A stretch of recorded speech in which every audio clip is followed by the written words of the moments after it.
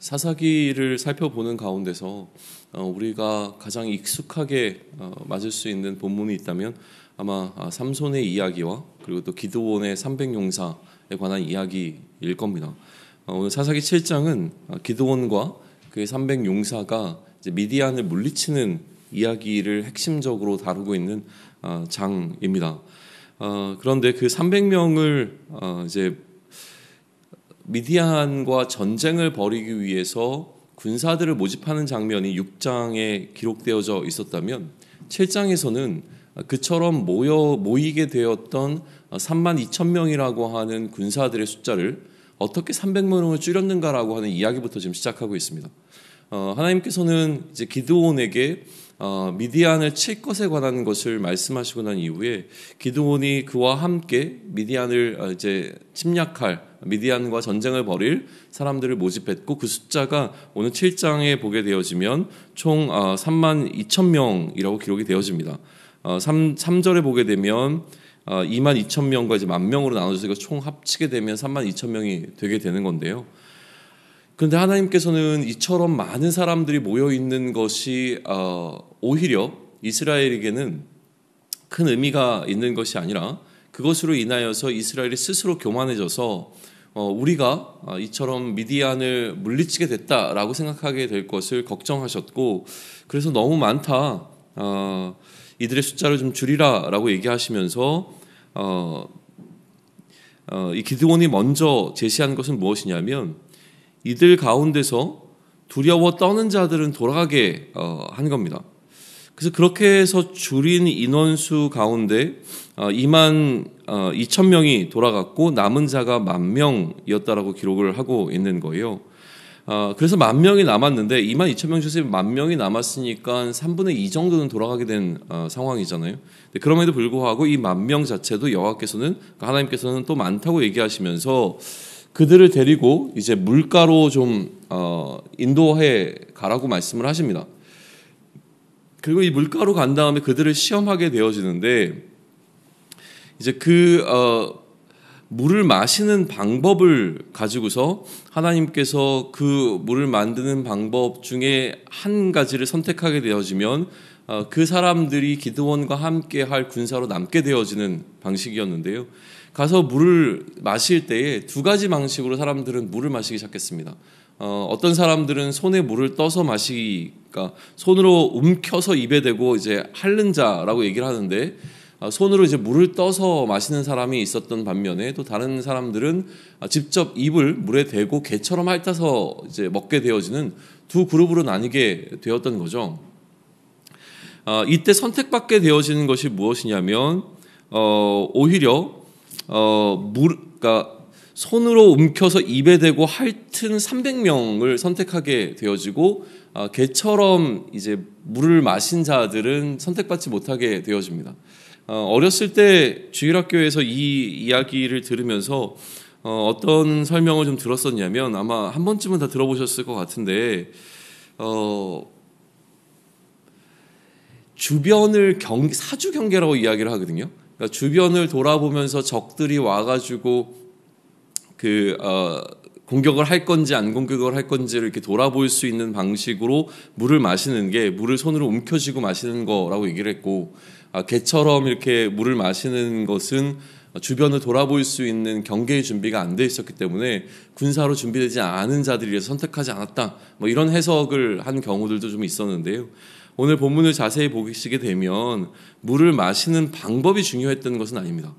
어쨌든 간에 두 그룹으로 나누고 둘 중에서 적은 그룹을 하나님께서는 선택하시기를 원하셨기 때문에 우선은 이렇게 두 가지 방법으로 나뉜 건데 만약에 개처럼 물을 핥아서 먹는 사람의 숫자가 손으로 움켜쥐고 먹는 사람의 숫자보다 적었다면 아마 그들이 선택받았을 거라고 하는 거예요.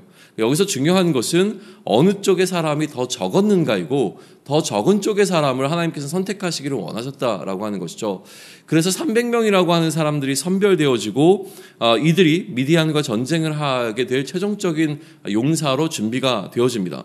근데 이처럼 적은 인원, 정말 전쟁에 나가기에는 너무나 적은 인원이 선별되었고 또 그들에게 하나님께서 준비시킨 것은 무엇이냐면 나팔과 그리고 한 손에는 횃불 그리고 항아리를 들고 가게 되어지는 것이 그 다음에 나오게 되는 장면인데요. 근데 그 장면이 있기 중간에 한 가지 내용이 삽입이 되어져 있습니다. 그 내용은 무엇이냐면 9절부터 14절까지에 해당하는 내용인데요. 하나님께서 기드온에게 이렇게 말씀하시는 거예요. 기드온아, 이제 너와 함께 가서 싸울 수 있는 사람의 준비가 되어 있는데 여전히 너의 마음 가운데 무언가 좀 두려움이 있다면 내 부하와 한 명과 함께 그 미디안의 진영으로 한번 내려가 보라. 그래서 그들이 어떠한 이야기를 나누는지를 한번 들어보라 라고 하는 제안을 하신단 말이에요. 근데 여전히 두려움이 있었던 기드온은 하나님께서 제안하신 것을 받아들여서 미디안의 진영에 찾아가게 되어집니다. 그리고 그 미디안의 진영에 갔더니 정말 너무너무 많은 숫자의 사람들이, 그러니까 연합군으로 지금 와 있었던 상황이잖아요. 그 너무나 많은 군대의 숫자를 보게 된 것이죠. 그러한 상황이라면 오히려 기가 죽을 수 있는 상황인데도 불구하고 이 기드온은 무엇을 경험하게 되어지냐면 그 진영 가운데서 어떤 사람이 자신이 꾼 꿈을 친구에게 이야기하는 장면을 듣게 된 것이죠. 어떤 꿈이었습니까?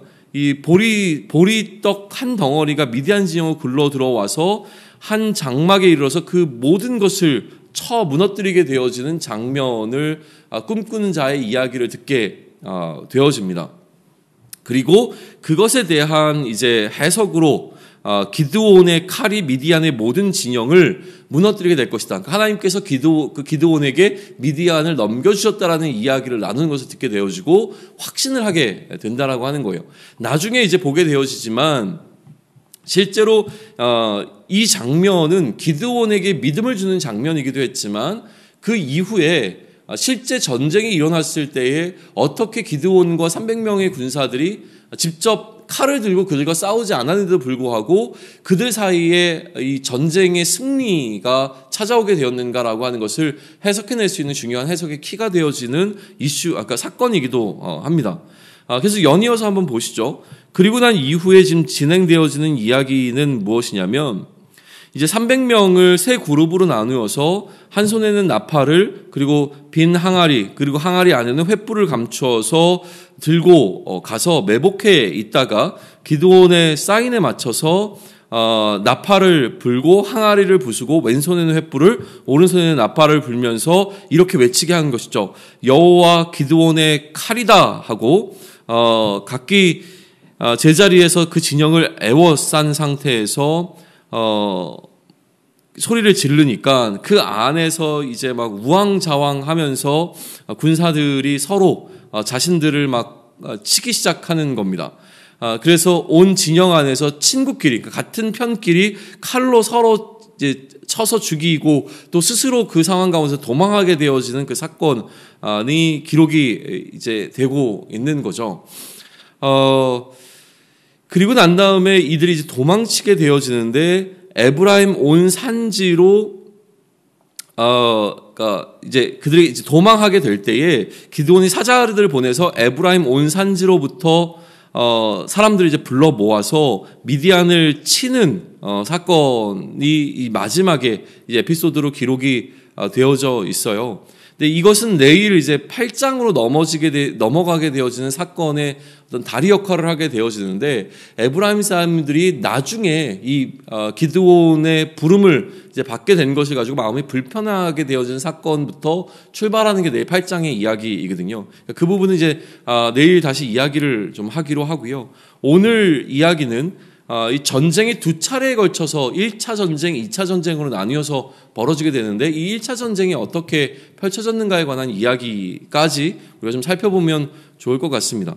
그러면 이들 사이에서 어떻게 이러한 서로 자신들의 동료들을 쳐 죽이게 되어지는 이런 혼란이 찾아오게 됐는가? 그때가 아무리 밤이라고 하더라도 이것은 너무나 오합지졸과 같은 상태란 말이에요. 그냥 단순히 300명이 그 항아리를 깨고 횃불을 들면서 소리쳐가지고 기드온의 칼이다라고 외쳤을 때 이들이 왜 이렇게 우왕좌왕했는가라고 하는 것을 이제 해석할 때 어떤 해석이 가능하냐면 이미 이전에 미디안은 정말 바다의 모래와 같이 굉장히 많은 숫자의 군사들이 진을 치고 이스라엘을 공격하기 위해서 찾아왔지만 그들 사이에 하나님께서 이미 공포심을 심어주셨다라고 하는 것이죠.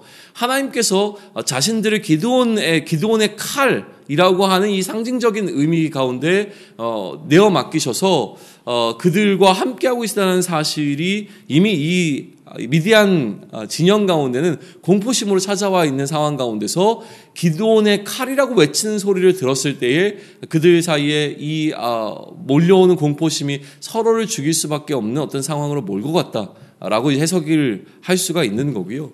하나님께서는 이 첫 번째 전쟁에서 굉장히 기이한 방식으로 어떻게 보면 승리를 가져오게 되는 것을 경험케 하셨다라고 하는 거예요. 숫자적으로도 너무나 상대가 되지 않습니다. 우리에게는 이순신과 같은 탁월한 장수가 있었기 때문에 어떤 그러한 1대 150몇 이런 어떤 전쟁을 상상할 수 있지만 그것과도 사실은 말도 안 되는 숫자의 전쟁이 일어났고 그 상황 가운데서 실제로 기드온과 300용사는 이들에게 손을 대지 않고도 어느 정도의 승리를 쟁취할 수 있던 사건이 지금 기록되고 있다라고 하는 거예요. 그러면 오늘 이 사사기 7장이 가지고 있는 핵심적인 메시지는 무엇이냐면 하나님께서 그 기드온과 군사들을 향해서 너희들의 숫자가 지금 여전히 너무 많다라고 말씀하시는 부분이 아마 포인트가 될 겁니다. 32,000명이라고 하는 숫자의 사람들이 모였습니다. 그리고 그 사람들을 모으는 것도 쉬운 일은 아니었을 거예요. 그럼에도 불구하고 하나님께서는 이렇게 말씀하시는 거예요. 너희들이 그런 헌신이 참 기쁘구나, 참 아름답구나라고 얘기하시는 것이 아니라 너희의 숫자가 너무 많아. 그러니까 그들 가운데서 일부를 돌려보내라. 10,000명이 남았는데 여전히 숫자가 너무 많아. 그래서 그들 가운데서 나머지를 돌려보내고 300만 명만 남겨두어라 라고 말씀하시는 것이죠. 돌려보내게 된 결정적인 이유는 무엇입니까? 너무 많은 숫자의 군대가, 그러니까 싸울 법한 숫자의 군사의 규모를 갖추고서 미디안과 전쟁을 벌이게 되어지면 스스로 승리를 쟁취했다라고 얘기할 그 부분이 걱정이 되셨던 거기 때문에 전혀 사람의 방법으로는 승리를 가져올 수 없는 숫자의 군사를 가지고 미디안과 전쟁을 벌이게 하신 하나님의 뜻이 이 7장 가운데는 담겨 있다라고 하는 거예요. 그러면 우리는 이 전쟁은 하나님께 속하는 것이구나. 그러니까 여호수아 때와 마찬가지로 전쟁은 하나님께 속하는 것이니 하나님께서 함께 하시면 숫자와 상관없이 하나님은 늘 승리를 가져올 수 있게끔 하시는 하나님의 크신 힘이 있구나라고 하는 것을 우리가 간접적으로 경험하며 그 안에서 우리의 묵상의 어떤 결과물들을 또 어떤 묵상의 주제들을 가져올 수 있을 겁니다. 그러나 여기서 한 단계 더 나아가서 질문을 한번 던져보시면 좋을 것 같아요. 그렇다면 하나님께서 능히 이 모든 것을 하실 수 있는 그러한 이스라엘의 하나님이라고 하신다면 굳이 타작마당이 아니라 숨어서 그러한 타작을 하고 또 그 지파 가운데서 가장 작은 자로 여기는 기드온을 큰 용사라고 부르시면서 그에게 리더십을 발휘해서 이 일을 감당하도록 자꾸 기드온을 끌고 가실 필요가 있었을까? 300명이라고 하는 숫자가 아니라 기드온 혼자만 데려가셨으면 어땠을까? 혹은 기드온이라고 하는 인물을 데려가지 아니하시고 하나님께서 직접 이 미디안을 물리쳐 주시면 어땠을까라는 생각을 하게 되는 것이죠. 요즘 우리가 이슈가 되고 있는 것과 마찬가지로 그들 안에 어떤 전염병을 일으키신다든지 아니면 그들 안에 하나님께서 메뚜기 떼를 보내신다든지 하나님의 진노의 심판의 방식을 통하여서 미디안을 충분히 물리쳐서 그들을 흩어버리실 수 있는 하나님께서 왜 굳이 기드온이라고 하는 한 사람을 세우시고 그 사람의 마음이 확신을 얻어서 전쟁에 나갈 수 있도록 여러 차례에 걸쳐서 양털 시험을 비롯해서 꿈을 듣게 하시는 어떤 이 과정들, 번거로운 과정들을 통해서 기드온이라고 하는 한 사람을 세우시고 그와 함께 300명을 붙여서 이 말도 안 되는 전쟁을 행하시는 것을 계획하시고 원하셨을까라고 하는 부분에 있어서 질문을 좀 던져보시면 좋을 것 같아요. 하나님 도대체 왜 그렇게 하셨을까라고 하는 것이죠. 아직 이 기드온의 이야기가 끝까지 가지 않았기 때문에 거기에 대한 결론을 7장에서 찾기는 참 어렵습니다. 그러나 우리가 이미 알고 있는 기드온의 스토리를 통해서 오늘 7장에서 질문을 던지는 것에 대한 어느 정도의 답을 찾아간다면 우리는 두 가지를 생각해 볼 수 있을 것 같은데요. 첫 번째는 아까 얘기했던 것처럼 전쟁은 1차와 2차로 나눠서 진행이 되게 됩니다. 그래서 1차 전쟁에서 경험했던 그 경험이 2차 전쟁에서는 2차 전쟁을 다른 국면으로 이끌도록 하게 되어지는 어떤 동력이 되었을 것이라고 한번 생각해 볼 수 있는 거예요. 기드온에게 미디안을 치는 전쟁은 지금이 첫 번째 경험이었습니다. 그러나 첫 번째 경험 속에서 그가 경험했던 것은 무엇이냐면 정말 말도 안 되는 방식을 통하여서 미디안의 이 군사들을 그가 능히 이길 수 있다라고 하는 사실을 경험하게 되어졌죠. 그럼 경험을 하게 된 사람이 두 번째 미디안을 치려고 했을 때는 어떠한 방식으로 할 것인가에 대한 것을 한번 생각해 보시면서 그 다음에 펼쳐지게 되는 2차 전투를 한번 묵상해 보시면 도움이 될 것 같습니다. 그러나 제가 더 강조하고 싶은 부분은 무엇이냐면 나중에 이처럼 기드온이 미드안의 손으로부터 이스라엘을 건져내고 나니까 이스라엘 백성들이 기드온을 그들의 왕으로 삼고자 하는 무브먼트가 일어나기 시작을 합니다. 그래서 기드온에게 무언가 자신들의 어떤 삶을 맡기려고 할 때 기드온이 그것을 거부하게 되거든요. 이 부분이 굉장히 중요한 포인트가 된다고 생각을 합니다. 왜냐하면 지금 기드온에게는 자신에게 어떠한 능력이 있어서가 아니라 자신은 철저하게 능력이 없지만 하나님께서 나와 함께 하셔서 이러한 승리를 경험하게 됐다라고 하는 사실을 하나님은 기드온에게 명확하게 하시는 방식으로 이 7장을 흘러가게 하셨다는 거예요. 그러니 만약에 기드온이 자신의 능력으로 이 일을 감당하게 되었다라는 사실로 이 사건을 해석했다면 그는 이스라엘 백성들이 요구하는 요구를 억셉트 했을 거란 말이죠. 그런데 기드온은 다른 사람은 몰라도 기드온은 알고 있었던 거예요. 나의 능력이 아니라 하나님의 능력으로 이러한 승리를 경험하게 했다는 것을 너무나 완벽하게 받아들이고 있었던 기드온은 결코 교만해지지 않는 그 걸음을 가게 되었다라고 하는 것이죠. 근데 그럼에도 불구하고 기드온이 한 가지 실수를 하게 되죠. 그 실수에 관한 이야기는 나중에 우리가 사사기를 더 살펴보면서 좀 보면 좋을 것 같고요. 그래도 기드온은 어쨌든 간에 하나님께서 하셨다는 사실을 놓치지 않기 위해서 놓치지 않았다라는 점이 굉장히 중요합니다. 자, 이것을 왜 강조하게 되어지냐면 저는 이 기드온과 제자들이 매칭이 되어집니다. 기드온의 모습을 보면서 예수님과 함께 3년 동안 훈련받았던 제자들이 기억이 나는 거예요.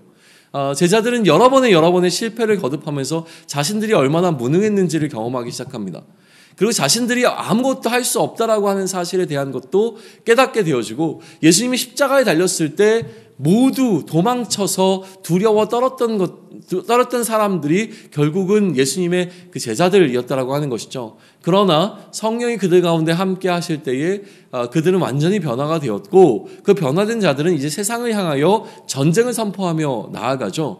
그러면서 그들이 놀라운 일들을 행하기 시작합니다. 말도 안 되는 일들을 행하기 시작하면서 굉장한 그 세상과의 전쟁에서 승리를 경험하게 되어져서 막 3,000명, 막 수백 명의 사람들이 회심하게 되어지는 사건을 맞이하게 되거든요. 그때 이 제자들이 뭐라고 얘기하냐면 우리에게 어떠한 능력이 있다고 생각하지 말라. 예수 그리스도 그림의 능력이 우리로 하여금 이 일을 가능하게 했다라고 하는 것을 선포하게 되어지는데 저는 기드온의 모습을 보면서 마치 그러한 모습이 오버랩되어진다라고 하는 겁니다.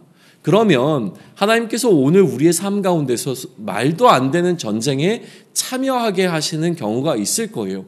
내 능력으로 도저히 감당할 수 없는 상황 가운데 우리를 몰아가실 때가 있습니다.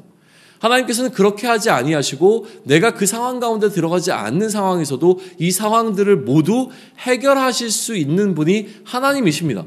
하나님의 능하신 손 안에서 못하실 일은 없어요. 그런데도 불구하고 하나님께서는 그 일을 행하신다라고 하는 것이죠.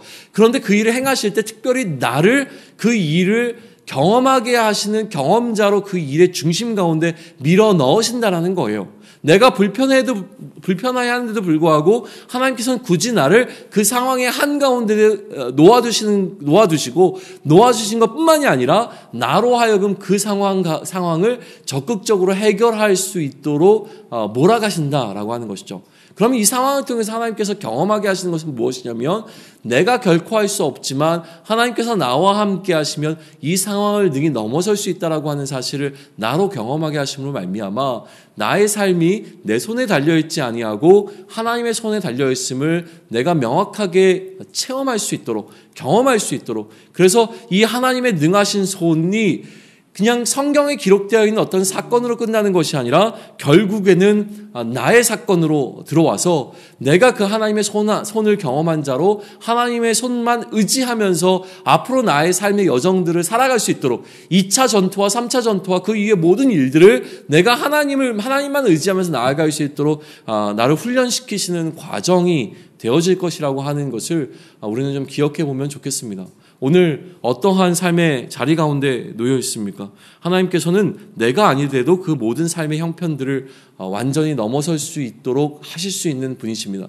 그럼에도 불구하고 하나님께서 나를 그 상황 가운데 놓아두신 이유가 있습니다. 이 상황을 통해서 우리는 하나님의 하나님 되심을 경험해야 하는 것입니다. 그것이 경험될 때에 앞으로 우리 삶 가운데 어떠한 삶의 물결들이 찾아온다고 할지라도 어떠한 성난 파도가 우리의 삶을 향하여 다가온다고 할지라도 우리는 그 파도 앞에서 두려워하지 않고 능히 감당할 수 있는 힘을 얻게 되어집니다. 왜냐하면 하나님께서 우리와 나와 함께 하시기 때문입니다. 하나님과 동행하는 자의 삶을 살아가는 저와 여러분이 되기를 축원합니다. 아멘.